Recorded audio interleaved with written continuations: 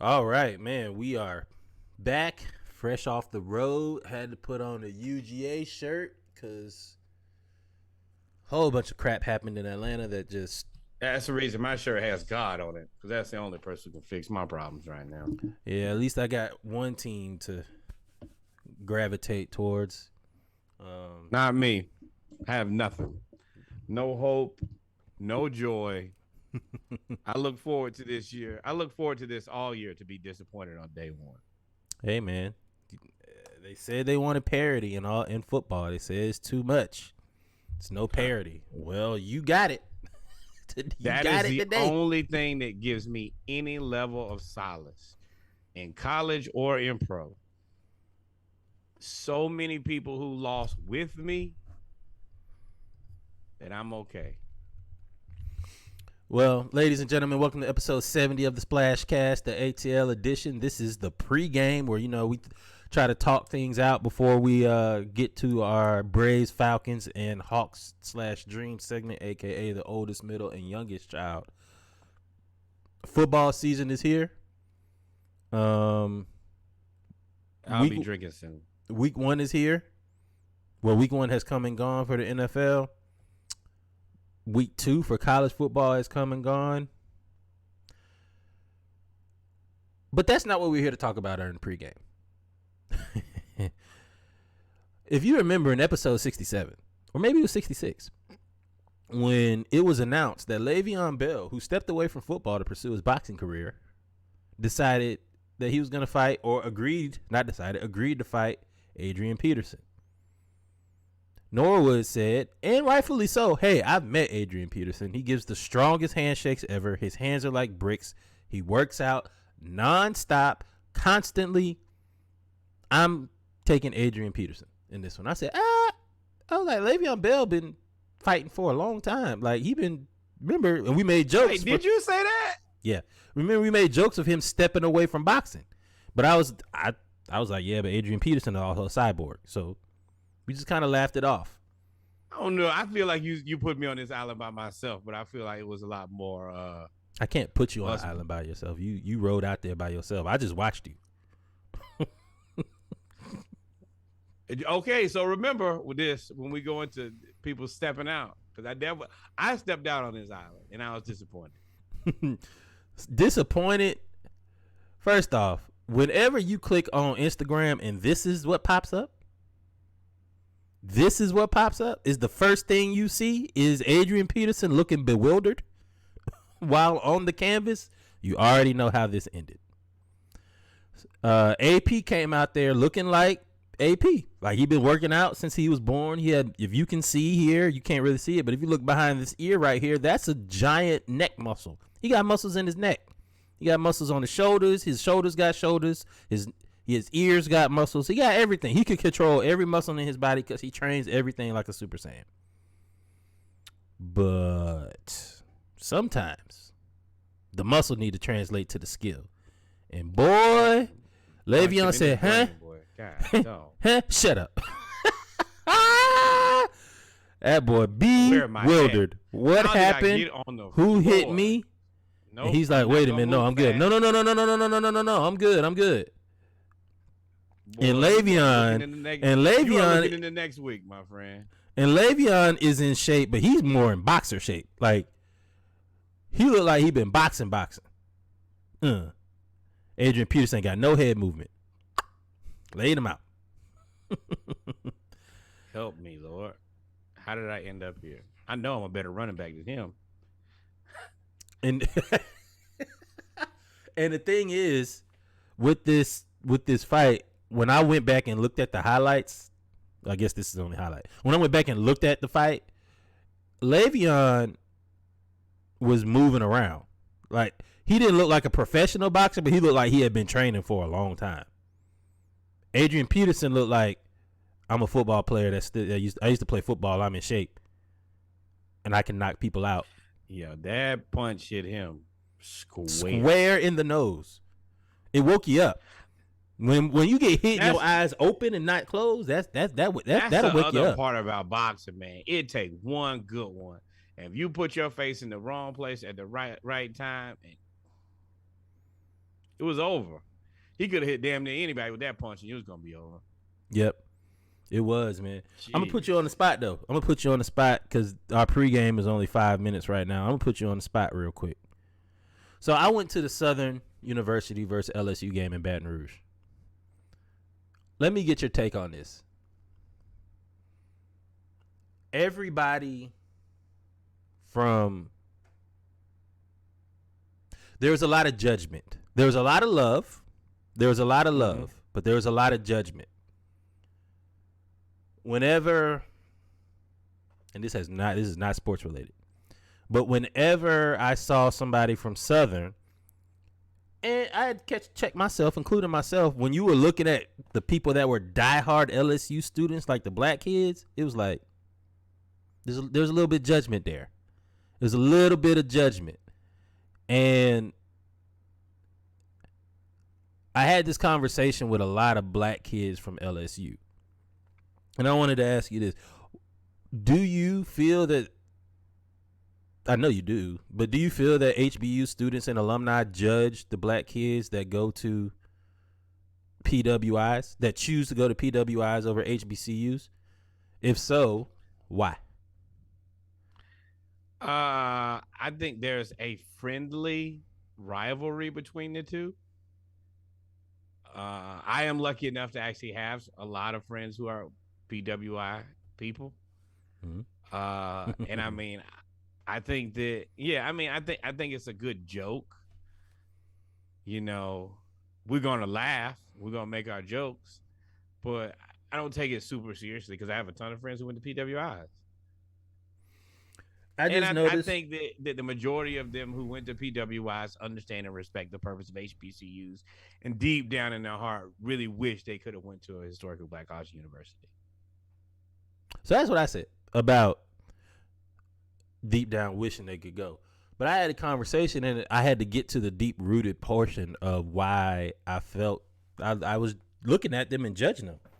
And I told her, I said, it feels like you chose LSU or over Southern, and there's no need, and it actually goes to other conversations that I've had with other people that graduated from PWIs. The people that I spoke to down in Baton Rouge that went to LSU were like, I didn't choose the white man over the black man. Southern didn't have my track. LSU did, right? So I went to LSU because I wanted to be such and such. Southern didn't have that actual track. And I'm like, okay, yeah, that's the reason I'm not going to, you never know in a person's situation, how they got to where they got to. You know, LSU might have gave them a ton of money or, you know, took them early, or, you know, there could be any laundry list. I mean, we're African-Americans trying to get a higher education. However you get it, man, you got it. Yeah, like I can't. And I think my thought was more of, I was frustrated, or not frustrated, because I don't want to use such strong words. My point of view was from when we've had friends here. And when I say here in Atlanta, or we've hung out with friends that went to PWIs, it seems like I might say the joke like, oh, you went to Georgia State, but you hang out at Clark. You be at Spellhouse like you crossed alumni there or something, you know. You don't go to nothing at Georgia State. It's only Spelman, Morehouse, and Clark. And that's a joke until it's always met with, well, why y'all stuck in the 1900s? Y'all don't do nothing in HBCU. HBC, y'all can't even get the registrar. And I'm like, well, come on. Now you bashing, right? I don't get into that because it's not really a fight. I mean, if we really broke it down and really try to debate this, I don't think there are very many legs to stand on. But I mean, I get on it. Either side. Actually, on either side, there's not a lot of legs to stand on. I don't know if I agree with that part. But I definitely, you know, it's whatever, man. I'm going to joke you, though. But I'm going to joke you if you go to another HBCU. Everybody can get these jokes. It was just an interesting take, and it was interesting to see it. It was interesting to be down there because Baton Rouge ain't but so big. I mean, I think their street numbers go up to 7th Street. I mean, maybe 11th. 1111. Yeah, 11th Street. Like, but downtown ain't big at all. So the campuses are separated by 10 miles. So when you go, it's kind of like FAMU and Florida State. So if you go, no, it's like Texas Southern and University of Houston. They're adjacent. I mean, FAMU and Florida State across the. I mean, okay, sure, the same thing. Both, but I guess my biggest issue was like, don't bash, like don't bash us, because now I'm gonna come for you. And they were like, well, you can't bash us. I just chose to spend my money here. You spend your money with the white man all the time. I just chose to get an education here. Yeah. Then it got into alumni giving back and all of that stuff. If you shoot first, you can't get mad if they shoot back. Yeah, it's just who if you choose violence, I am too. Yeah, and I think now I do believe there is a deep rooted self sensitivity that go into a PWI makes, because if they feel like their blackness is being questioned. And I noticed that because that's whenever I was having a conversation, I had it with two people, and each time they took it back to the I'm not black, and I was like, well, in my mind, the second time I ain't feel like going through the whole conversation again. But the first time I was like, well, I ain't never said you wasn't black. I never questioned your blackness. I just questioned your choice. Well, your choice is kind of. No, it is to a certain degree questioning your decision making, which if you're questioning decision making, you're kind of questioning my integrity. No, I can see how a person could take that as a shot. Why? So if a person went to the whitest school ever in high school and then chose to go to Howard, does that validate their blackness? No, but it depends on how you ask the question. If you ask me a loaded question, I'm going to be able to decipher that. That's the reason. And the majority of times when HBCU alums ask PWIs, it's not just, hey, I'm here for information or to have a good, to exchange information. It's I'm shooting at you. Yeah. And if that's what they said. You're shooting at me. If I sense that you're shooting at me, I'm going to return fire. That's the only thing I can do. No, I mean, that's the only thing you will do. You can not shoot. Oh, yeah. I'm going to shoot. But it was just, overall, that was a really fun atmosphere. I encourage any team, aside from the score, because, I mean, you could tell that the stage was a little too big for Southern, and we'll get into that when we get into HBCU on live. The stage was a little bit too big for Southern, but I mean, ain't nobody go there for the football team. We're there for the band. We knew LSU coming off a loss. I said LSU's going to kill Southern because they lost to Florida State. If they would have beat Florida State, LSU probably would have, Southern would have scored more. But just. You had to be decisive and strong in your victory after the losses you took with the new coach who people are already questioned. Yeah. That's a sign of force. And yes. I get it. You got to maintain your job. Like, I don't want to have to beat up on y'all, but we just lost. I got to beat somebody. Now, I will say he was very classy. Because they scored. We sat down. We got there super early. We sat down, and they kicked off, and I blinked and went to the bathroom and came back, and it was 42-0 at the end of the first quarter. And I said, oh, my God. And life comes at you fast, my friend. They could have scored. He took out the first string after the first quarter. Now, I will say this, and I'm going to end this because I don't want to get into the football segment, but I will say this. LSU's depth, I can finally see. SEC, the top 22 of any SEC school, the upper tier SEC schools, are good enough to beat anybody in the country. And that's what I saw with LSU. They're good enough to beat anybody, including Alabama.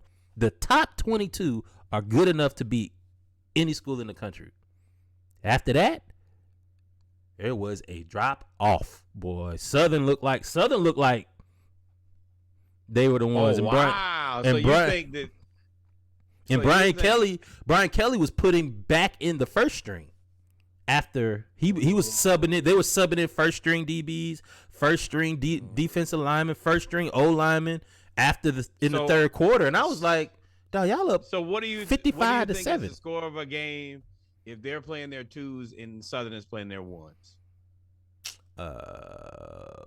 42-20, 42-28. 42-28. So like still better, but it's a competition now. You got to play the whole game. The talent isn't in that case. If their twos are not more talented than Southern's ones. Not all of them. I don't think so. There was one dude, number 35. I don't know who he's from. Baton Rouge. I looked him up. He knew everybody that was on Southern's team, and Southern was just way smaller. His name is Aaron Jones. He is number 35. He like 6'5". He was everywhere, but he went to Southern Lab. Like, so he grew up in Baton Rouge. But I mean, you can't. At 6'5", 240, like, you gonna go to LSU, bro. Like, you gonna go to LSU. They gonna send you to. He's going to the league. Yeah. I'm telling you right now. And Southern Lab that's on the campus together. Of Southern. So it was, but their twos outside of number 35, their twos they was getting mossed. They threw a pick six, 96-yard pick six. Now they didn't have the second string quarterback. Did not look impressive at all. The third string quarterback looked better. Now their second string running back looked good, but then Southern's defensive tackles were hurt, so their best players weren't even playing. I think that is really the answer. It's the skill. I mean, not the skill positions. It's the linemen that are the difference. And you have to understand, as good as the SEC linemen are, those are not the best linemen in the country. In the SEC? Yes. Who's the best line in it? Oh, you talking about offensive and defense? Defensive line is definitely SEC. Yeah. But offensive linemen, I think Big Ten got them. Yeah. Them big offensive linemen, that's where they come from. Like that. That's it. That's what they got. You know, skill positions. You know, defensive backs. Even especially now as we're looking for faster and stronger linebackers, it's going to be the SEC. But when you need somebody to get somebody to protect your quarterback, Big Ten still got it. And Pac-12 be having some O linemen too. Yep. Because Panay is that dude. Yeah.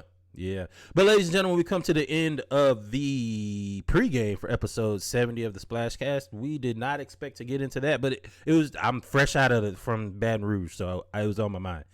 With that being said, we're gonna get ready for the ATL edition. Y'all make sure y'all go tune in for that. It is out along with that now on YouTube or all your DSPs. Y'all make sure y'all stay tuned. All right, see y'all in a minute.